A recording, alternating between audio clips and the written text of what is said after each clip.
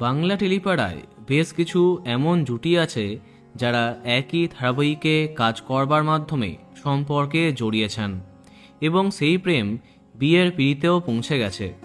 শ্বেতা রুবেল তাদের মধ্যে অন্যতম। নতুন বছরের একদম প্রথমেই যে তাদের বিয়ে একথা জানতো না এমন কেউ নেই। তাদের বিয়ে নিয়ে তারা নিজেরা যেমন এক্সাইটেড, তেমনই দিন গুনেছে তাদের অসংখ্য দর্শকেরা। এমনকি সম্প্রতি সেটে আইপুরো ভাত খেয়েছেন শ্বেতা।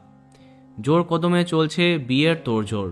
এরই মাঝে খারাপ খবর দিলেন শ্বেতা। শোকের ছায়া তার পরিবারে। বিয়ের প্রস্তুতি কেমন তা জানতে ফোন করে সংবাদ মাধ্যম। তখনই মন খারাপ করে শ্বেতা জানান তার পিসির মৃত্যু হয়েছে। ফলে পরিবারে শোকের ছায়া। শুধু পিসির মৃত্যু নয়, তার মায়ের শরীরটাও খুব খারাপ। অনেক সাবধানে ওনাকে রাখছেন তিনি। বিয়ের কথা জানতে চাওয়া হলে শ্বেতা জানান এখন মন মেজাজ কিছুই ভালো নেই। নিজেকে সামলে নেবার জন্য একটু সময় দরকার, তাই বিয়ের আয়োজন নিয়ে এখন মাথা ঘামাচ্ছেন না তিনি।